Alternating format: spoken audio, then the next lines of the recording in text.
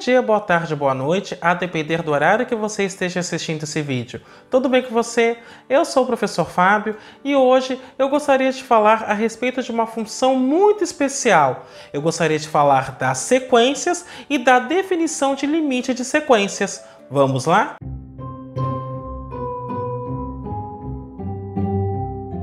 Antes de mais nada, eu vou pedir que você faça o famoso cucocô, que é curtir, ou seja, deixa o seu like, aproveita e faz isso agora que você já não esquece.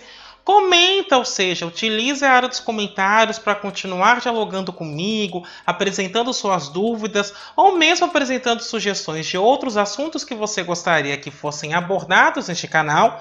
E caso você goste desse vídeo, compartilhe com seus amigos, compartilhe com seus contatos, compartilhe com aquele seu amigo que está precisando de uma ajuda em cálculo.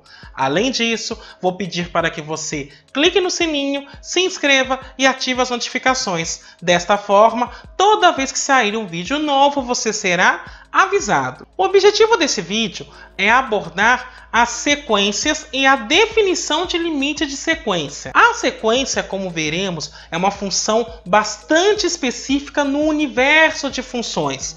É uma função de uma variável real que assume valores reais, mas elas têm algumas características interessantes. Então, sem mais delongas, passemos à sua definição. Então, uma sequência ou sucessão de números reais é uma função que associa um número natural a um número real. Ou seja, toda função que tem como domínios naturais e contradomínios reais, eu vou chamar de sequência ou sucessão de números reais. Em particular, nesse vídeo, nós iremos nos deter sobre uma sequência específica. É uma sequência cujo domínio contém um subconjunto do tipo n pertencente aos naturais, tais que n é maior ou igual a q, onde q é um número natural fixo. Para esclarecer o que eu quero dizer com esse subconjunto, a ideia é a seguinte: quando eu estiver analisando uma sequência, eu posso ter coisas do tipo 1, 3, 5, 7, 9, ou seja, algo meio salteado no seu domínio. Mas em um determinado momento, eu vou ter os naturais ordenados de maneira sequencial. Então, voltando, por exemplo, ao que eu tinha pensado, eu posso ter 1, 3, 5, 7, 9, 11, 12, 13, 14, 15 e assim por diante. Então, em um determinado momento, eu vou entrar numa ordem direta dos números naturais. É isso que eu quero dizer. Então, toda sequência com a qual eu trabalho neste vídeo vai ser composta por um domínio que em algum momento eu vou conseguir observar uma sequência de números naturais sem saltar nenhum. A notação que utilizamos para a sequência é esta, e aí nós lemos a índice n, ou falamos somente a n para deixar subentendido o índice, e essa notação é usada para indicar o valor que a sequência assume no natural n. Então o que eu estou querendo dizer é que a n é a imagem da função no ponto n. Essa função é o que eu vou chamar de sequência. Nós também falamos que AN é o termo geral da sequência. Então, para exemplificar essa ideia, eu vou considerar a sequência AN dada por 2 elevado a n. Neste caso, veja, o A0 vai ser 2 elevado a 0, que é 1. O A1 vai ser 2 elevado a 1, que é 2. O A2, 2 elevado a 2, que é 4. O A3, 2 elevado a 3, que é 8.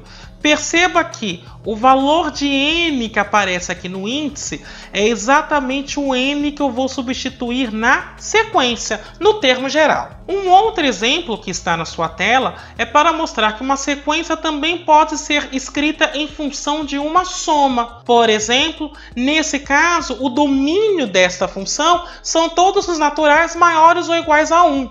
E, portanto, eu tenho S1 como sendo 1. S2, 1 mais 2, que no caso é 3. S3, 1 mais 2 mais 3. Perceba que eu estou fazendo a somatória de números naturais até chegar no ponto N. Que neste caso, 1 mais 2, 3. 3 mais 3, 6.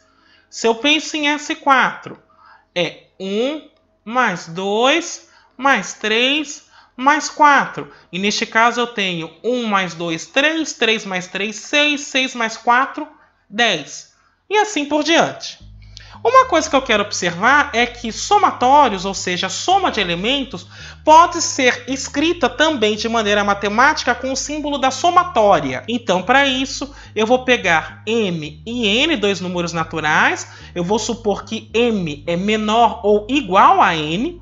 E este símbolo, e nós lemos somatória de AK para K variando de M até N, e é usado para representar a soma dos elementos AM mais 1 até AN. Em outras palavras, esse símbolo significa A índice M mais A índice M mais 1 e assim por diante até A índice N. Só para exemplificar a ideia da somatória, eu vou considerar aqui 3 somatórias. Então perceba, aqui eu estou fazendo a somatória de AK para K variando de 2 até 5. Então isso é A2 mais A3 mais A4 mais A5. No segundo item, eu estou fazendo a somatória para K indo de 1 até 5 da expressão 1 sobre K ao quadrado. Então isso dá 1 sobre 1 ao quadrado, mais 1 sobre 2 ao quadrado, mais 1 sobre 3 ao quadrado, mais 1 sobre 4 ao quadrado, mais 1 sobre 5 ao quadrado. E aí eu faria então a soma dessas frações. Eu vou deixar dessa forma só para que você compreenda como é que eu vejo a somatória. E no item C é a somatória de K indo de 0 até N da expressão 1 sobre K mais 1.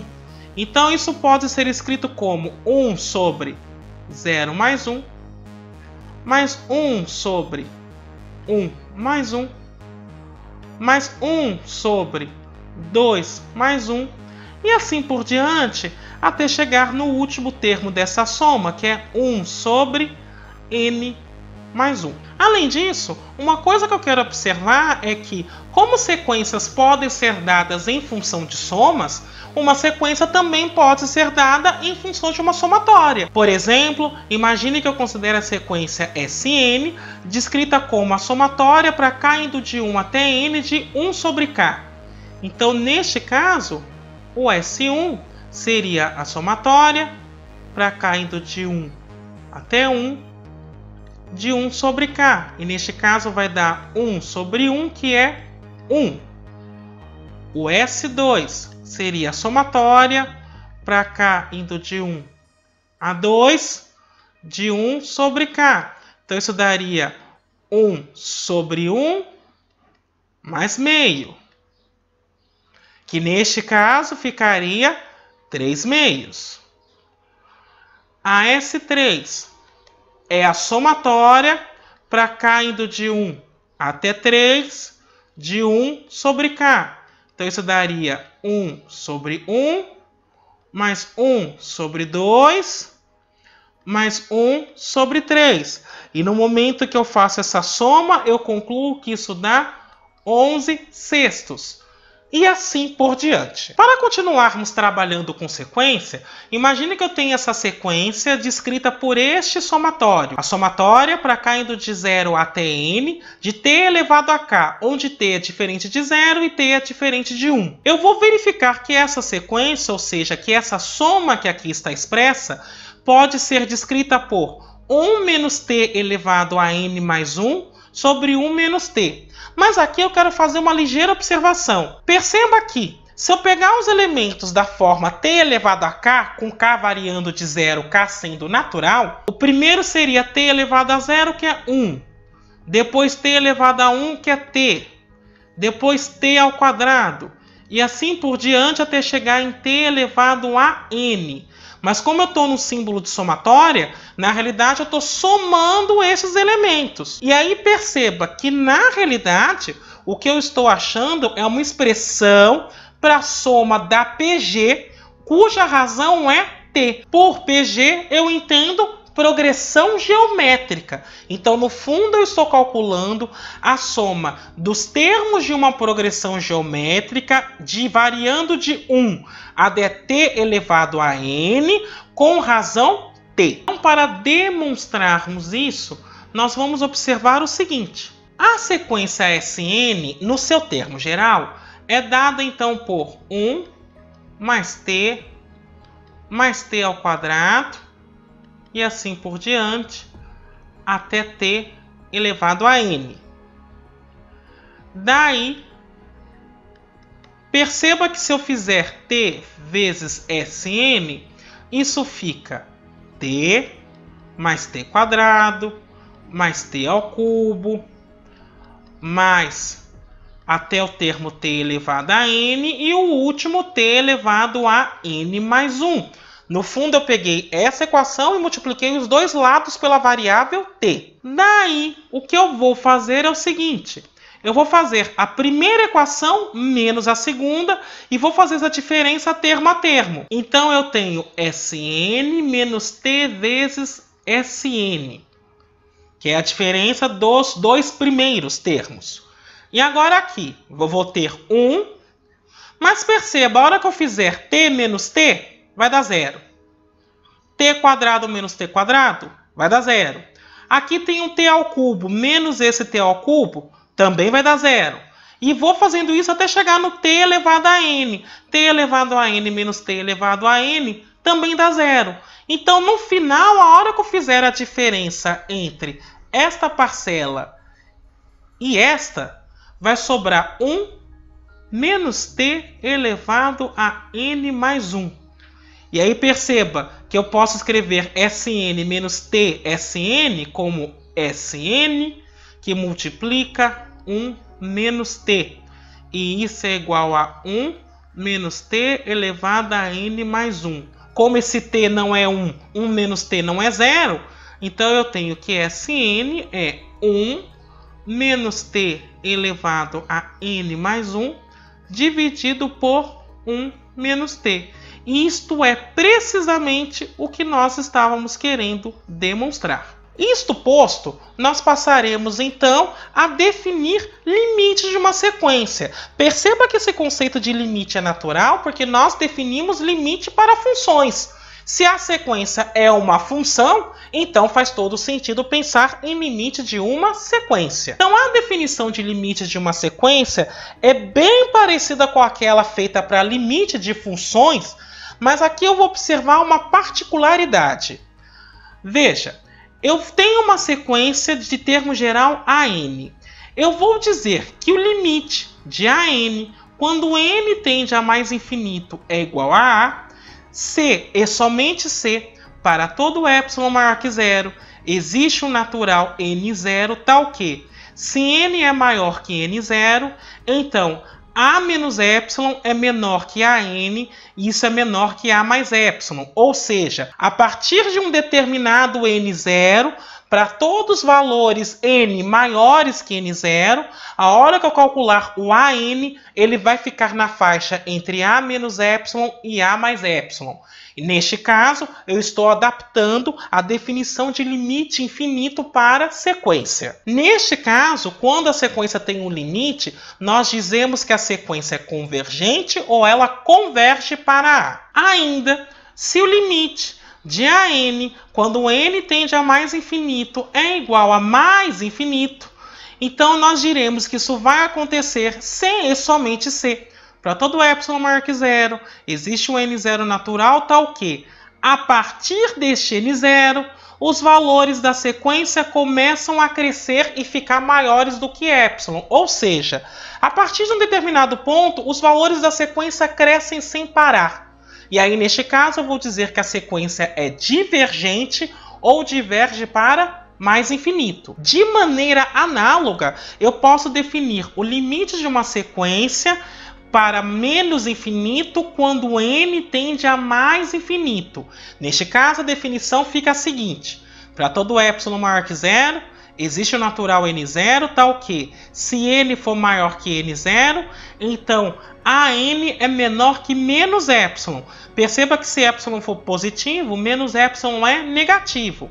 Então o que eu estou dizendo é que, para todo epsilon maior que 0, existe o natural n0, tal que, a partir desse n0, os valores de AN ficam menores que menos epsilon. Como epsilon qualquer, eu estou dizendo o seguinte: a partir de um determinado número, os valores da sequência começam a decrescer sem parar. E neste caso, quando o limite for menos infinito, eu vou dizer que a sequência é divergente ou diverge para menos infinito. Uma vez que nós verificamos essas definições, eu vou calcular então o limite dessa sequência. E uma coisa que eu devo destacar é que todas as propriedades operatórias de limites de função de uma variável real valem quando eu estou trabalhando com limites de sequência. Portanto, ao calcular o limite da sequência 2n mais 3 sobre n mais 1, eu posso tratar como uma função racional qualquer. Então, isso é o limite para n tendendo a mais infinito. Como eu tenho dois polinômios, um no numerador e outro no denominador, eu vou pegar o termo de maior grau, no caso 2n, e no denominador eu faço a mesma coisa, pego o termo de maior grau, que é n. E aí perceba, cancela este n com n, e esse limite então dá 2. Portanto, essa é uma sequência convergente para 2. Continuando o nosso estudo a respeito de sequências, vamos fazer algo um pouco mais abstrato. Então, neste exemplo, suponha que exista um número real n1, tal que AN é maior ou igual a BN para todo n maior ou igual a n1. Então, se o limite de BN quando n tende a mais infinito é mais infinito, então o limite de AN quando n tende a mais infinito também tem que ser mais infinito. E faz sentido. Se eu tenho uma sequência que é maior que uma outra sequência divergente, então é natural imaginar que essa sequência aqui, que majora a segunda, também vai ser divergente. Bom, para demonstrarmos isso, nós faremos o seguinte: como o limite para n tendendo a mais infinito da Bn é mais infinito, então, dado epsilon maior que 0, existe um natural que eu vou chamar de n2, tal que, se n for maior que n2, então Bn fica maior do que epsilon. Nesse sentido, eu vou tomar um número natural n3, mas de maneira que este n3 seja maior do que o máximo entre n1 e n2. Porque nesse momento, se ele for maior que n2, essa condição é verdadeira. E se ele for maior que n1, a condição que é dada na hipótese, AN maior ou igual que BN, é verdadeira. Daí, perceba que se n for maior que este n3, então eu tenho AN maior ou igual a Bn, por causa de n3 ser maior que n1. E como n3 é maior que n2, isso é maior do que epsilon.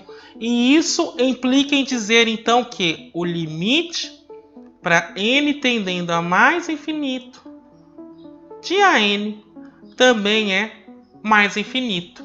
E é exatamente isso que nós gostaríamos de demonstrar. No próximo exemplo, eu vou supor que eu tenho um número real maior do que 1. A ideia é mostrar que o limite para n tendendo a mais infinito da sequência a elevado a n é igual a mais infinito. Ou seja, que a sequência a elevado a n diverge para mais infinito quando a é maior do que 1. Então, para que nós possamos demonstrar isso, vamos observar o seguinte. Como a é maior do que 1, eu posso dizer que o A é da forma 1 mais um determinado H, onde este H é maior do que 0. Afinal, novamente, A é maior do que 1, então ele é 1 mais alguém. Do teorema binomial, e aí eu não vou fazer a demonstração deste teorema aqui, embora eu esteja o evocando, mas se você ficou curioso com isso, é só escrever nos comentários que eu faço um vídeo explicando esse teorema em detalhes. Nós temos o seguinte.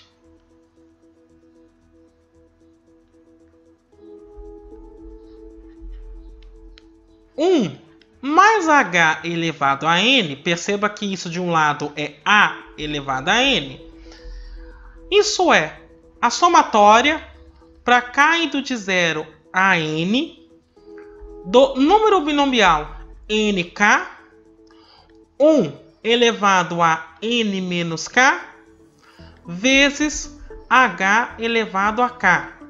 E isso eu posso escrever como a somatória para k indo de 0 a n. O número binomial é dado por n fatorial dividido por k fatorial n menos k fatorial vezes h elevado a k. E aí eu vou começar a fazer esta conta. Então, nós temos o seguinte. 1 mais h elevado a n vai ser n fatorial dividido por 0 fatorial n menos 0 fatorial vezes h elevado a 0.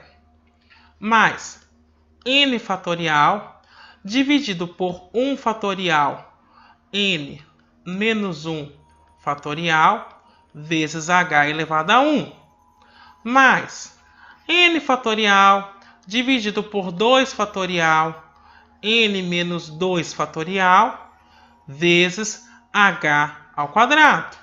E assim eu posso seguir até o último termo, que vai ser da forma n fatorial dividido por n fatorial, que multiplica n menos n fatorial, vezes h elevado a n. Continuando esse cálculo, isso é n fatorial, que divide 0 fatorial é 1, n menos 0 fatorial fica n fatorial, h elevado a 0 é 1, então não vou colocar. Mais n fatorial, que eu posso expressar como n vezes n menos 1 fatorial, que por sua vez divide 1 fatorial, que é 1, vezes n menos 1 fatorial, e isso multiplica h.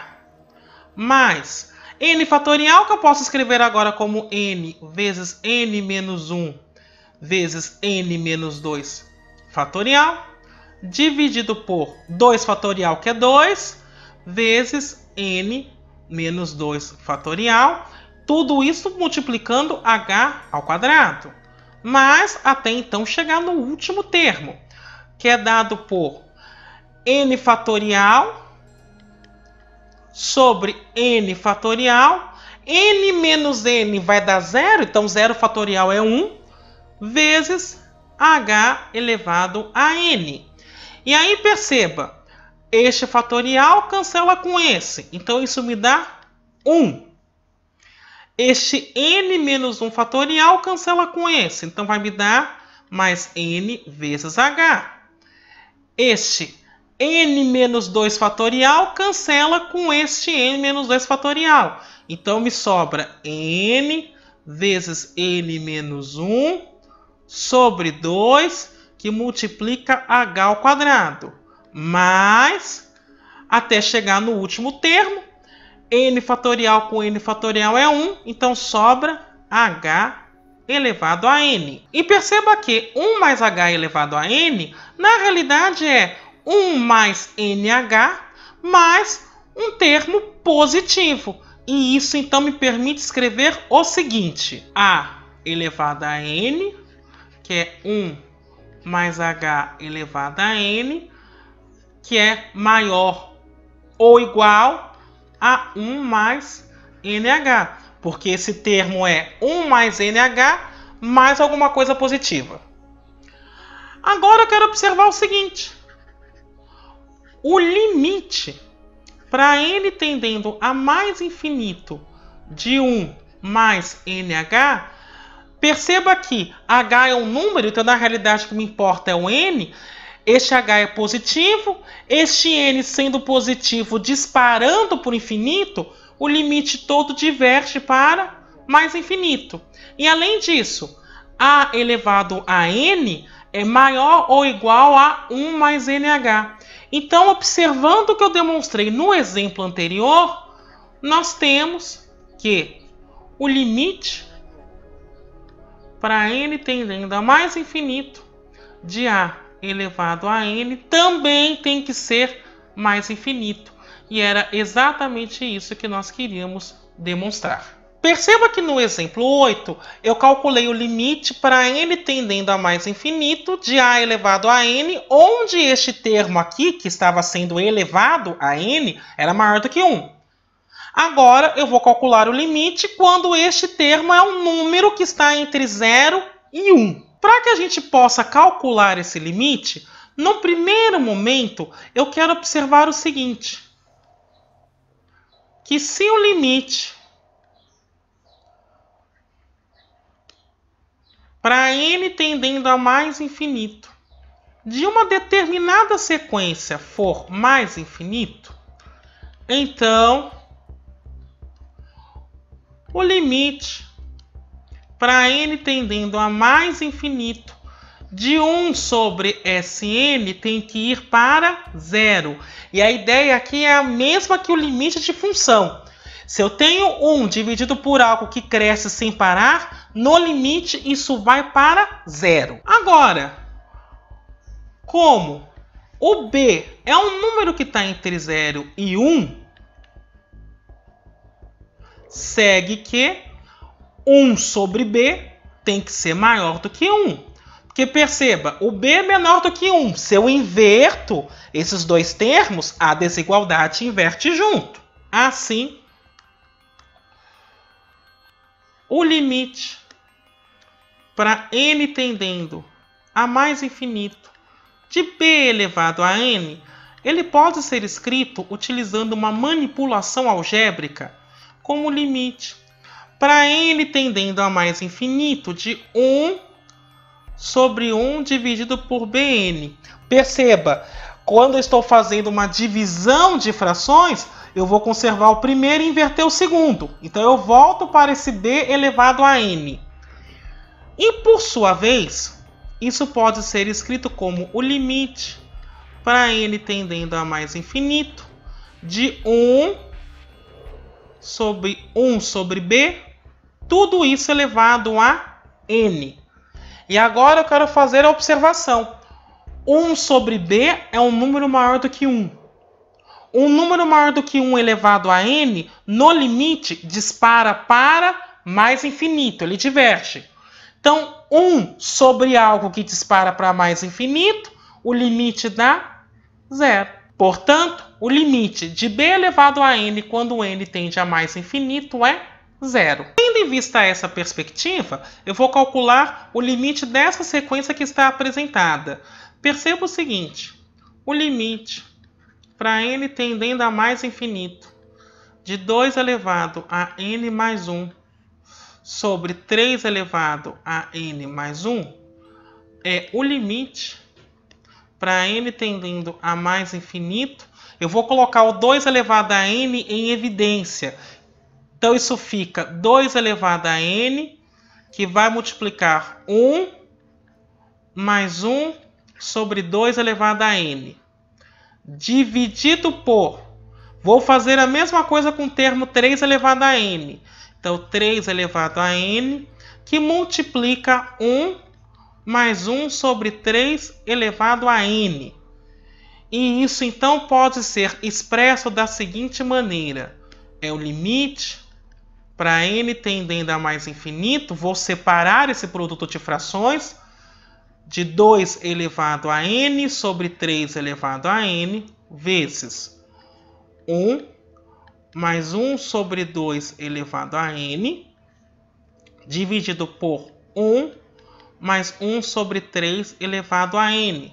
E por sua vez, isso é o limite para n tendendo a mais infinito. Perceba que aqui eu posso juntar essa fração sob um único expoente. Então, 2/3 elevado a n vezes 1 mais 1 sobre 2 elevado a n dividido por 1 mais 1 sobre 3 elevado a n. Agora, este termo está entre 0 e 1, então esse limite vai dar 0.